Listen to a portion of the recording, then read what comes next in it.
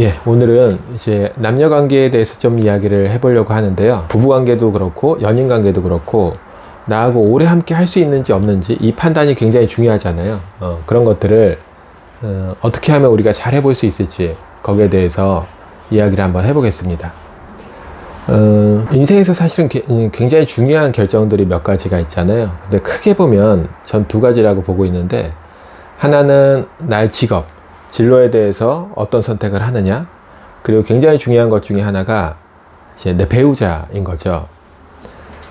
그래서 이 배우자를 특히 잘못 이제 고르게 되면 굉장히 큰 불행에 빠지는 경우를 많이 봤어요. 결혼 과정 속에서 또는 이제 사귀는 과정 속에서 굉장히 힘들어지면서 몇 년씩 인생이 후퇴해 버린다든지, 아니면 정말 진짜 파국으로 간다든지, 그래서 인생에 큰 데미지를 남기는 것 같아요. 그리고 좀 극단적인 예로 보면 이제 그게 또 대물림 될 수도 있잖아요. 사실은 이제 상담센터를 하고 있는데 대부분의 성인이 된 이후에도 그 큰 상처는 어릴 적에 트라우마고, 대부분 이제 부모님의 싸움이나 갈등 속에서 많은 상처를 받게 되죠. 그래서 이 배우자를 잘 선택하는 것이 너무나 중요한 일이고 우리 자녀에게까지 대물림이 될 수 있는 아주 중요한 판단입니다. 반대로 굉장히 좋은 배우자를 선택하게 되면 인생이 정말 피는 것 같아요.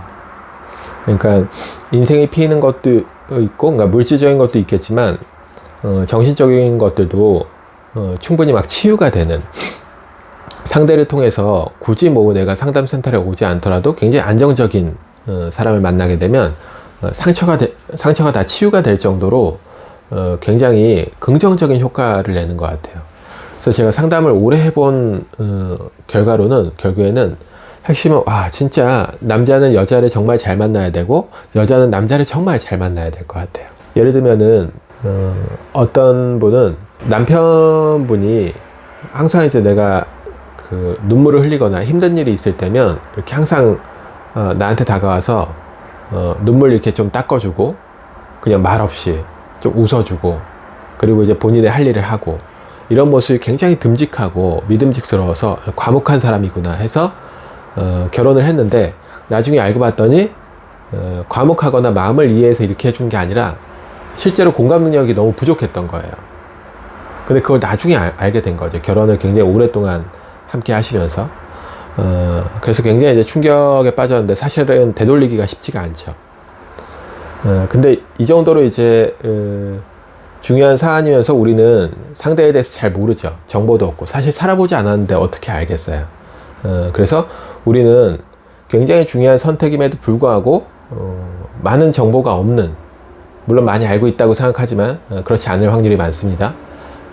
그렇고 전문적이지도 않은 그런 관점으로 우리는 인생의 중요한 것들을 선택을 해야 돼요. 그렇기 때문에 제가 좀 그동안에 수많은 임상 경험, 많은 가족 상담과 많은 부부 상담을 진행했거든요. 정말 많은 케이스들을 봤는데 그 임상 경험을 통해서 그래도 어떻게 하면 내가 배우자라든지 나와 함께 오래 사귈 수 있는 사람인지를 판별할 수 있는 몇 가지 기준에 대해서 알려드릴 거고, 이 영상을 다 보시면 어느 정도 좀 감이 잡히실 거예요. 네, 그래서 첫 번째로 중요한 것 중에 하나가 나와 함께 한다는 느낌을 느끼게 해주는 사람이어야 돼요. 그래서 그런 것들을 확인해 볼 수 있는 첫 번째는 내 말을 잘 경청하고 있는지를 체크를 해봐야 됩니다. 경청에는 여러 가지가 있거든요. 그 중에서 첫 번째가 말이 자꾸 매칭이 돼야 돼요. 그러니까 미스매치가 나는 경우가 있거든요. 이렇게 내 얘기를 잘 듣고 있는데 요즘 말로 티키타카라고 하죠. 묘하게 티키타카가 안 되는 느낌. 그러니까 내가 A를 얘기했는데 갑자기 A, B, C, D를 얘기하고 있는데 가나다를 얘기한다든지, 그래서 이게 경청이 안 되는 분들이 있는데 그러면 조금 생각을 다시 해보셔야 돼요. 또는 경청이 안 되는 유형 중에서 내 얘기를 듣고 답을 하는 것 같지만 계속 본인 얘기만 하는 경우, 이런 경우도 우리가 경청을 잘 못하는 대상으로 봐야 되는데요. 이런 대화 방식이 어떤 방식일까요? 예를 들면 뭐 우리가 TV 같은 토론이나 아니면 이제 청문회나 정치인분들이 하는 얘기를 들어보면 자기 주장이 너무 세기 때문에 단 한 명도 이 얘기를 듣고 당신 말이 맞는 것 같습니다, 상대편에게, 이런 얘기를 잘 안 하잖아요. 듣고 있다기보다는 안으로 내가 할 말을 생각하고 있는 그런 경우가 대부분 본인 이야기를 위주로 계속 얘기하시는 분들이거든요. 그러니까 그런 분들은 기본적으로 경청의 주제가 있는 거예요. 그리고 두 번째는 함께 한다는 느낌을 갖게 하는, 그러니까 거기에 대한 요인으로 내가 힘들 때 어떤 감정에 대한 표현을 하잖아요. 또는 감정적인 호소를 할 때 거기에 대해서 공감적으로 반응해 주는 사람, 그것이 이제 함께 있다는 느낌을 느끼게 해줘요. 그러니까 거기에 대고 공감적인 반응을 보여주는 것보다는, 이게 이제 상담의 관점에서 보면 내담자들이 본인의 힘든 이야기나 취약한 모습을 드러냈을 때 함께 머물러 줘야 되거든요, 그 안에. 그러니까 내가 힘든 일을 토로했을 때 막 분석적으로 논리나 이성을 대서 충고와 분석을 하는 것이 아니고, 나와 그 감정 속에서 함께 머무르는 느낌, 그걸 꼭 해결해 주지 않더라도 내 아픔을 함께 느껴준다는 느낌이 있을 때, 그때 이제 비로소 함께 한다는 느낌을 갖게 하는 겁니다. 이것도 굉장히 중요해요. 그리고 이제 함께 한다는 느낌 중에 되게 중요한 것 중에 하나가 뭐냐면, 우선순위가 내가 어느 정도인지, 그 사람의 마음속에 내 우선순위가 어느 정도인지를 잘 봐야 돼요. 그래서 대부분 문제가 되는 게 원가족과의 분리의 문제가 되는 거죠. 그러니까 말로는 내가 되게 우선순위라고 하는데, 혹시 내가 원가족, 그러니까 어머니나 뭐 아버지, 형제, 자매, 원래 내 원가족에 비해서 좀 밀리고 있는지, 뭐 쉽게 얘기해서, 그러니까 원가족의 어떤 한마디, 어떤 이야기, 또 입김이 우리 사이에 굉장히 지대한 영향을 미치고 있는지, 이런 것도 좀 잘 봐야 되고요. 왜냐하면 이런 것들이 나중에 결혼으로 이어졌을 때 굉장히 큰 문제가 되기도 합니다. 그리고 소소하게는 이 사람의 친구들과의 어떤 약속이나 그런 것들이 있고, 나하고 약속이 있을 수 있잖아요. 그 중에서 우선순위가 어디인지, 이런 것들도 좀 잘 보시면 좋을 것 같아요. 그리고 어떤 경우에는 또 일에 밀리는 경우도 있거든요. 물론 이제 자기 모든 일을 제쳐놓고 연애에 몰입하는 것은 뭔가 무책임한 사람이 될 수도 있겠지만, 항상 내가 거기에 밀린다든지, 그러니까 예를 들어서 매번 이제 나하고 약속이 있는데 회사 일이 같이 급하게 걸려 있어요. 근데 이게 한두 번이면 괜찮은데 그게 반복적으로 일어나고, 충분히 회사 일을 조정을 할 수 있음에도 불구하고 계속 이쪽에 우선순위를 둔다면, 사실은 그 사람 마음속에는 기본적으로 회사 일이 나보다 더 우선한다고 느낄 수 있고, 그럴 때 이제 함께 한다는 느낌을 느낄 수 없는 거죠. 이런 것들을 잘 한번 확인해 보시면 좀 더 파악할 수 있을 거예요. 그래서 이상으로 대략 한 3가지 정도를 보시면 이 사람이 나에게 함께 한다는 느낌을 줄 수 있는 사람인지 없는 사람인지 그것을 확인할 수 있습니다. 그리고 이제 두 번째로, 그러니까 함께 한다는 느낌과 더불어서 이제 건강한 부부 또는 오래 함께 할 수 있는 연인의 필수 요건 중에 하나가 뭐냐면, 서로 보호해주고 보호받는 느낌이 있는 대상이어야 돼요. 제가 얼마 전에 유튜브에서 잠깐 봤는데, 쇼츠였던 것 같은데, 이렇게 남녀 사이인데, 커플인데 이렇게 가위바위보해서 이렇게 꼴밥 맞기, 딱밤 맞기를 했나 봐요. 근데 남자친구가 온 전력을 다해서 이제 여자친구 딱밤을 세게 때린 거죠. 근데 이제 거기에 여자친구가 마음 상함이 생기고, 거기에 대해서 이제 속마음을 막 털어놓는 거죠. 섭섭함을. 거기에 이런 대사가 나와요. 그러니까 막 너무 서운하다 이런 얘기를 하니까, 남자친구가 그래도 게임은 게임이지, 이런 식으로 얘기하니까 여자친구가 뭐라고 하냐면, 아니야, 사랑하는 사람이면, 사랑하는 대상이면 아껴주고 싶고 살살 때리고 싶고 봐주고 싶고 이런 거야, 이런 뉘앙스의 말을 하거든요. 근데 그게 맞아요, 사실은. 논리와 이성적으로 얘기하는 것 같지만 그 이면에 그 사람을 좀 아껴주고 진짜 중요한 대상이라고 한다면 그렇게 하지 않을 확률이 많죠. 물론 이제 어린 시절에 여러 가지 뭐 보호받고 보호해주는 그런 환경을 접하지 못한 사람일 수도 있는데, 그런 거를 차치해 두고라도 기본적으로 지금 여기에서 저 사람이 나를 좀 보호해주는 사람인지, 또 나는 그 사람을 보호하고 있는지, 이걸 잘 생각해 봐야 돼요. 왜냐하면 커플이나 부부관계는 객관적인 관계가 아니라 굉장히 주관적인 관계예요.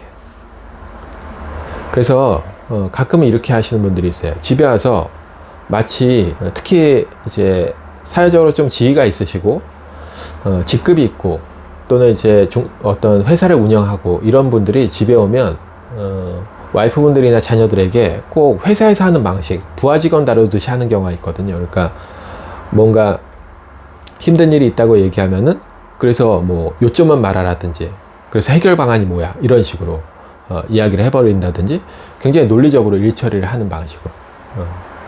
그래서 그건 이제 좋지 않은 방식이고, 상대가 혹시 나에게 그런 태도로 나를 대하고 있는지를 잘 봐야 됩니다. 굉장히 주관적인 관계라는 거 어떤 거냐면, 내가 누군가와 싸웠어요. 마음이 상했어요. 그리고 논리적으로 내가 충분히 잘못했다고 하더라도 그럼에도 불구하고 그 사람을 위해서 편을 들어줄 수 있는 거예요. 그리고 내 입장에서 충분히 대변해 줄 수 있고, 거기에서 이제 보호해주는 느낌이 있거든요. 그래서 다시 한번 기억해야 되는 거는, 부부나 연인 관계는 객관적이고 논리적인 관계가 아니라 굉장히 주관적인 관계라는 것, 그리고 보호해주고 보호받는 느낌이 있어야 된다는 것, 이거 굉장히 중요합니다. 그리고 세 번째는 상대가 나를 위해서 자기가 좀 불편한 것들을 좀 희생할 수 있는가, 이것도 잘 보셔야 돼요. 물론 이제 그게 너무 심해지면 안 되겠지만, 기본적으로 되게 건강한 부부, 그러니까 앞서 함께한다, 그리고 보호해준다는 그 느낌과 더불어서 좀 더 건강한 부부들이 갖고 있는 거는요, 그러니까 앞에 두 개만 있어도 괜찮은데 이 세 번째예요. 그러니까 상대를 위해서 내 걸 잘 희생한다는 거죠. 예를 들면 와이프가 굉장히 의존적인 사람이에요. 그러니까 어릴 적에 뭐 엄마하고 애착 관계에 있어서 의존적 애착이 굉장히 형성됐던 어떤 와이프가 있는데, 근데 이제 남편은 굉장히 독립적인 사람이에요. 자유를 추구하고, 어쨌든 두 분이 결혼을 하게 되면, 결혼을 한 이후에는 그 와이프는 이제 남편에게 굉장히 의존적으로 좀 기댈 거잖아요. 그러니까 나와 함께 있길 바라고, 많은 것들을 함께 해주길 바라고, 보호해 주길 바라고. 근데 남자분은 되게 홀로서기를 잘하는 분이고 자유로움이 중요한 분이기 때문에 좀 답답할 수 있어요. 하지만 그걸 좀 그냥 희생해 주는 거예요. 그리고 뭐 예를 들어서 부인분은 집이 굉장히 깔끔해야지, 집이라는 곳은 굉장히 깔끔하고 정리가 돼야 되는 분인데, 남편분이 집은 그냥 좀 자유롭고 이렇게 어지르는 걸 좋아하시는 분이에요. 근데 남편분의 어린 시절을 좀 확인을 해보면, 어머니가 너무 엄격하게 본인을 통제해서 좀 집에서 항상 숨을 쉴 수 없을 정도로 답답함을 느꼈기 때문에 집에서 좀 자유롭게 지내고 싶은 거예요. 좀 어질러 놓고. 그러니까 나에게 집은 그냥 쉬는 공간이죠. 그럼 두 분의 이걸 이제 영속적인 문제라고 하는데, 좀 가치관 이런 것들이 이제 배치가 되잖아요. 그럼에도 불구하고 와이프분이 그냥 그걸 이해해 주는 거예요. 와이프분 입장에서는 좀 지저분하고 남편이 자꾸 그렇게 뭐 이불도 잘 안 개고 뭐 맨날 누워있고 아니면 청소도 잘 안 하고, 근데 이런 걸 보면 되게 찝찝할 거란 말이죠. 하지만 그걸 그냥 내가 수용해 주는 거야. 좀 괴롭더라도. 이런 부부가 되게 건강한 부부고 오래 잘 삽니다. 이게 여기서 이제 되게 중요한 부분이 나오는데, 그럼 이제 사실은 첫 번째 사례에서 얘기했던 와이프분은 그러면은 기본적으로 누구에게 의존적이라는 거는 되게 좋은 게 아니잖아요. 그리고 두 번째 남편분도 뭔가 정리가 안 되는, 자기 통제가 안 되는 자기의 행동 통제에 대한 주제가 있을 수 있어요. 맞습니다. 근데 개인 상담의 관점에서는 그런 것들을 해결해야 돼요. 그러니까 첫 번째 와이프는 좀 더 의존적인 것에서 벗어나서 본인이 판단하고 행동해보는 홀로서기에 대한 주제가 있고, 두 번째 남편의 사례 같은 경우는 본인의 삶을 좀 통제하는 행동 통제의 주제가 있긴 한데, 부부 상담의 관점에서는 그냥 상대가 부족한 걸 채워주면 돼요. 우리가 이런 말이 있잖아요.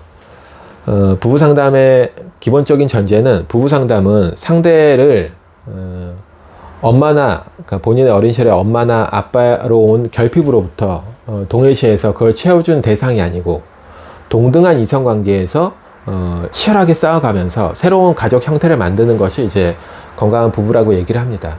물론 이론적으로는 그게 맞아요. 어떤 관점에서는. 하지만 임상적으로 보면 그럼에도 불구하고 상대를 위해서 좀 나를 잘 희생하는 부부들, 이런 부부들이, 이런 커플들이 오래 행복하게 잘 살아요. 그래서 마지막 얘기한 이 세 번째 부분도 굉장히 중요한 겁니다. 그래서 정리를 해보면, 오랫동안 함께 할 수 있는 사람, 그리고 나중에 결혼을 해서도 나와 안정적으로 살 수 있는 사람의 조건은, 첫 번째는 나에게 함께 한다는 느낌을 주는 사람, 두 번째 나에게 보호해 준다는 느낌을 주는 사람, 그리고 세 번째는 좀 나를 위해서 본인의 불편한 것을 좀 희생할 줄 아는 사람.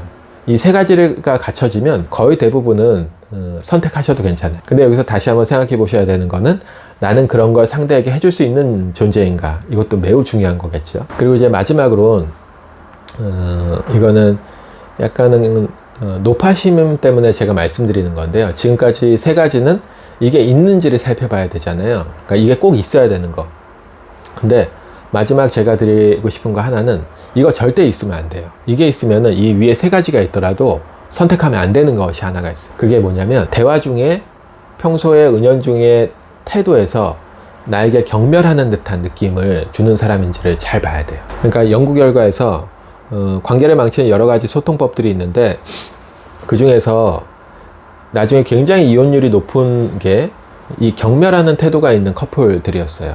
경멸이라는 건 어떤 거냐면, 그러니까 무시보다 한 단계 높은 건데 기본적으로 경멸하는 사람의 태도는 내가 당신보다 높은 위치에 있는 거예요. 그리고 대부분 어떤 형태로 나오냐면 이렇게 비언어적으로는 이렇게 위아래로 이렇게 눈을 훑어본다든지 약간의 웃음 섞인 비소일 수도 있고 약간 조롱 같은 느낌이거든요. 그리고 대부분 이렇게 비아냥거리거나 놀림의 형태로 나옵니다. 그러니까 그래 뭐 네가 뭐 해봐 알았어 뭐 네가 잘하겠니? 뭐? 네가 이번 시험에 뭐 자격증을 딴다고? 그래 한번 해봐라. 그래 잘하겠다. 그래 이런 식으로 이제 나온다거나 아니면은 이렇게 노골적으로 드러나지 않더라도 뭐 한참 싸우고 있는데 뭐 카톡으로 한참 싸우고 있는 와중에 갑자기 이제 말꼬리를 잡고 맞춤법을 이렇게 교정을 해준다든지 이런 것들에서 꼭 언어적인 태도가 아니라 이런 비언어적인 태도에서 약간 경멸하는 듯한 태도를 캐치를 하셔야 돼요. 그리고 이게 있으면은 오래 못 갑니다. 그래서 그 결과가 그러니까 나중에 결과가 좋지 않은 경우가 굉장히 많아요. 그래서 앞에 거랑 다르게 절대 있으면 안 되는 것이 관계 속에서 경멸하는 태도가 있는지 이거를 잘 살펴보셔야 돼요. 좋습니다. 그래서 이제 경멸하는 태도 이후에 대화법 중에서 절대 하면 안 되는 것들 또 있으면 안 되는 것들이 여러 가지가 있는데요. 그건 이제 다음 시간에 좀 더 이야기 한번 해드릴 거고요. 그래서 이럼에도 불구하고 우리가 이제 누군가를 선택하는 건 굉장히 불확실성에서 그 불안을 안고 뛰어들어야 되는 거잖아요. 그래서 앞으로 제가 좀 수많은 임상 경험들이 있어요. 정말 많은 사람들을 만나왔는데요.